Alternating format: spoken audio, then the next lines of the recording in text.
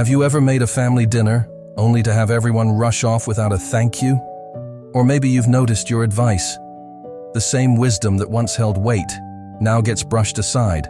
If you've ever felt invisible, overlooked, or even taken for granted by the people you love most, you're not alone. And more importantly, it's not too late to change it. I've heard from so many seniors who say, after all I've done for my family, why don't they respect me anymore? And I get it. It hurts. But here's the truth. Respect isn't just given, it's cultivated. And sometimes, without realizing it, we teach people how to treat us. The good news?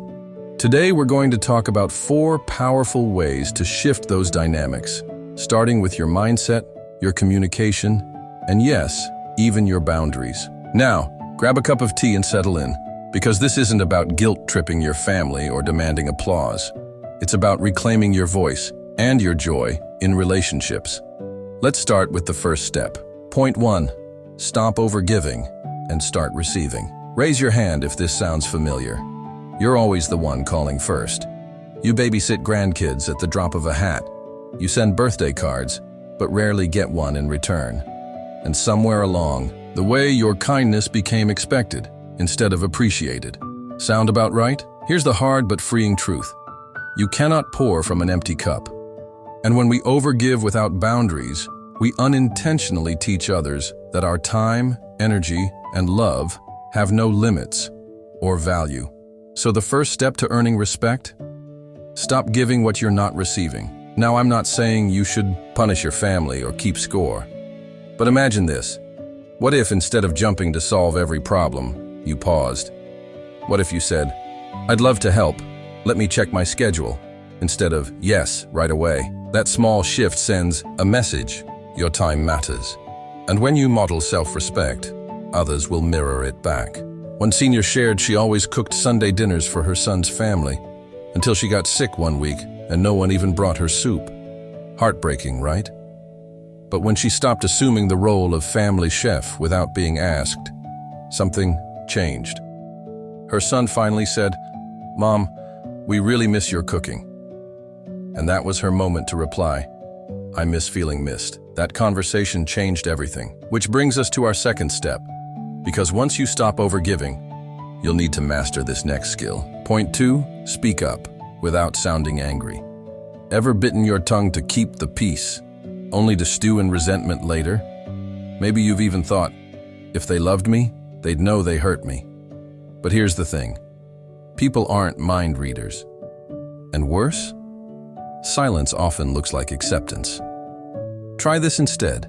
The next time someone dismisses you, pause. Take a breath. Then say calmly, "When you action, I feel emotion." For example, "When you interrupt me, I feel like my opinions don't matter." Simple, clear, no blame, just facts. One gentleman named Jim shared that his grandkids would roll their eyes when he told stories. So instead of clamming up, he said, "Hey, when you do that, it makes me feel silly for sharing. And I've got some pretty good stories." Guess what? Those kids apologized. Because Jim didn't scold. He just named what was happening. And that's respect in action. But what if you speak up and nothing changes? That's when we move to step 3, the one most seniors avoid but desperately need. Now, before we talk about setting boundaries, yes, even with adult children who push back, I'd love to hear, which of these first 2 steps feels hardest for you? Let me know in the comments. And if you're thinking, but what if they get angry when I speak up? Don't worry. In part 2, we'll tackle exactly how to handle resistance, plus the life-changing power of the word no. Hit subscribe so you don't miss it. And remember, you've spent decades caring for others. It's your turn now. So, let's talk about the elephant in the room. What happens when you do speak up and your family doesn't like it? Maybe your daughter sighs and says, "Mom, you're so sensitive." Or your son brushes you off with, "We're just joking. Don't take it so seriously." Sound familiar? Here's what I want you to remember. Pushback doesn't mean you're wrong. It means they're used to the old dynamic and change makes people uncomfortable. But that discomfort, it's necessary. Because if nothing changes, nothing changes. So, let's dive into step 3, The one that terrifies most seniors, but is absolutely liberating once you master it. Point 3. Set boundaries like a boss, even if they push back.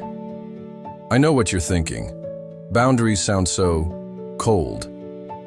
But here's the truth. Boundaries aren't walls to keep people out. They're drawbridges, letting in what nourishes you and lifting against what drains you. And the best part? You're already an expert at them. Think about it.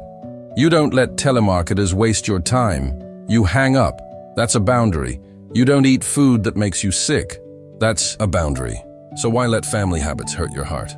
Try this script the next time someone crosses a line. I love you, but I can't action. For example, I love you, but I can't loan money anymore. Or, I love you, but I need advance notice before visits. No apologies, no excuses. Just clear, kind limits. Margaret, 72, told me her adult son would drop off his laundry every Sunday, without even saying hello. She finally said, I love you, but my home isn't a laundromat. If you want to visit, come for coffee, not chores. Guess what? He laughed at first, but when she stopped opening the door, he started staying for pie and real conversations. Now, will some people pout? Absolutely. They might call you selfish or dramatic, but ask yourself, why was it okay when you sacrificed, but selfish when they can't take? That's not love, that's entitlement, and you deserve better. Point 4, redefine your role and find joy outside family. Here's the unspoken truth. No one tells seniors, you are more than a parent, grandparent, or caregiver. Yet so many of us tie our worth to how much we're needed, and that's a recipe for resentment.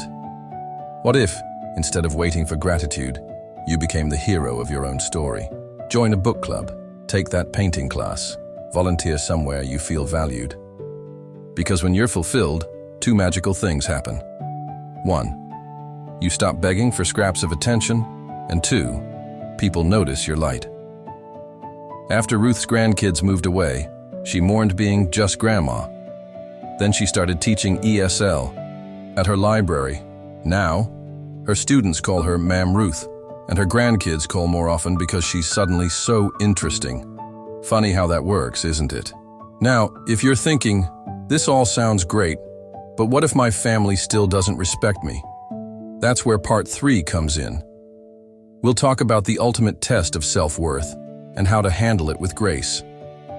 Hint, it involves walking away from some tables, but I promise you won't starve. In the meantime, tell me in the comments, which boundary do you need to set this week? And if you're nervous, remember Margaret and her laundry revolt. Change starts with one brave no.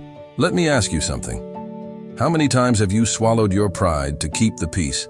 Smiled through a backhanded compliment from your daughter-in-law? Bit your tongue when your grandson ignored you for his phone? Here's what I wish someone had told me years ago. Not every relationship is worth saving, but your self-respect always is.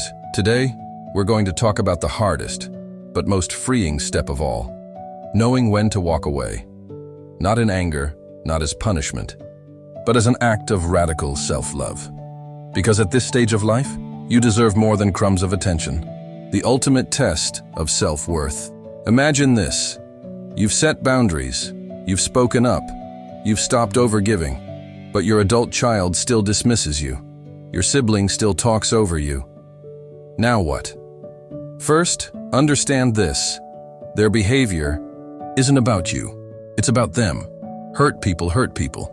But here's the game changer. You get to decide how long you'll stand in the line of fire. Try the 3-strike rule. Number 1, name the behavior. When you cancel plans last minute, it hurts. Number 2, set a consequence. If it happens again, I'll stop initiating outings. Number 3, follow through, even if they call you dramatic. After 6 months of her son forgetting her birthday, Linda stopped reminding him. When he finally asked why she didn't care, she said, I do, but relationships take 2. For the first time, he heard her. Healing resentment, because bitterness ages you. Resentment is like drinking poison and waiting for them to get sick. So let's talk detox. Every morning, try this. Write one thing you're grateful for, unrelated to family. Do one thing that makes you proud. Repeat, I release what I can't control.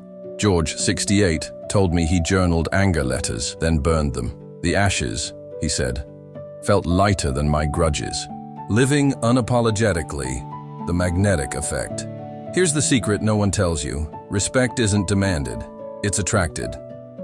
When you fill your life with purpose, something funny happens. People lean in to hear your stories. They ask for your advice, not because you guilted them, but because you've become irresistibly alive. So tell me, what's one thing you'll do this week just for you? Paint? Join a Tai Chi group? Finally take that solo trip? Do it. Post pictures. Let them see you thriving, because the greatest revenge is a life well lived. Years from now, you won't remember the sting of their words, but you will remember how it felt to finally choose yourself. So go water your roots. The right people will love the shade you provide. Now tell me in the comments, what's your unapologetic act this week? And if this helped, share it with a friend who needs to hear it. Until next time, keep blooming.